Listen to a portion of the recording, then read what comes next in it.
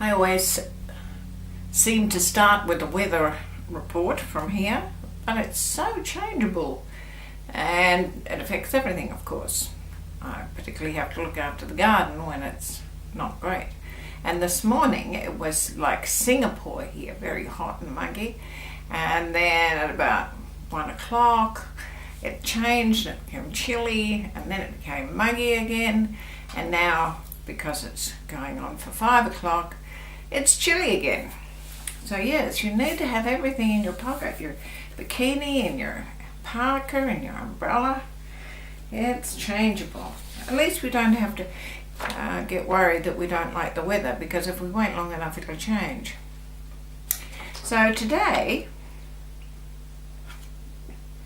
I'm going to do the Hanged Man, which is very appropriate because I managed to get up on the website, the Etsy one, www.myyogabooks.etsy.com, a journal.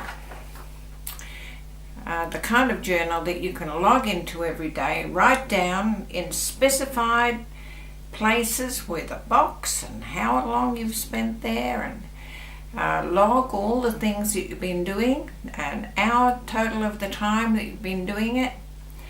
For those people who find it very difficult to plan, you can plan when you have this journal perhaps. If you don't want to plan, of course, it won't make any difference. And a few students over the last few days have been talking to me about their lack of planning, and in some cases aligning it to the course and sort of making comments about the course and what they need to do and what they have to do and what I have to do. But really it's all about planning. If you don't plan, you won't be able to do this course, and I don't think you'll be able to do any other course. And it's also about communication. You know, we had one student that hasn't contacted me for a year, and she said, well, I'm waiting for my assessment. You don't wait for an assessment for a year any more than you'd wait for a letter from your husband for a year. If he said, I'll write to you next week, darling, and he didn't, you wouldn't wait for a year before you did something. So don't wait for a year with me. Anyway, back to tarot rather than teacher training. But it's very appropriate, the Hanged Man. When I first saw the Hanged Man, I thought, I wonder what that's got to do with real life. How is that working for us? And it really is the first card in the emotional realm, because when you throw yourself into something, for the first little while there, you're hanging, waiting for something to happen. You're in suspension. So that perhaps is where you are. The suspension between the past and the future. You, for all intents and purposes, have let go of the past and you're moving towards the future. So by reversing their position from standing upright to hanging downwards, the person is able to see things from a different point of view. Basically, that's what it's all about. So they're sacrificing everything because there's a risk in there. What if the knot undoes? What if they fall? What if? So they're risking in order to make a most probably spiritual and personal gain. The immortality of the spirit and inner peace. The hanged man, in the position of his hangedness, can see the challenges and the rewards and is there anyway. He hasn't tried to get back up. He's hanging there. He can see the challenges and he can see the rewards. He's able to deal with whatever happens with great courage and wisdom and fortitude and inner calm. People who consistently pull this card have brilliant, flexible minds and an inexhaustible supply of compassion, which they just spread around. Of course, it's a number 12, and number 12 is made out of 1, new beginnings, 2, reasoning, and 3, rebirth. So the card upright is all about suspension and waiting. If you can hold off the decision process, if you can just hang there for a little while, that's what hanging on, hanging there, you may actually create a better outcome for yourself. This card may say to you that you have to suspend any action. You may have, before you jumped, have discovered you're on the wrong path and need to finish with the past and take that leap of faith. You have to conquer the need for the material, though, to do that, don't you? To satisfy the spiritual opportunity that is presented. So what must you sacrifice for this change to occur is a question that you might like to ask yourself.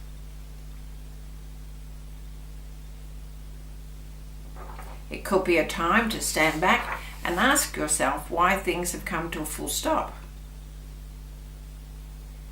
Accept and surrender your present situation. But before you make a move, analyze where you are very carefully. Although you're hanging in midair, this is no time for clever moves.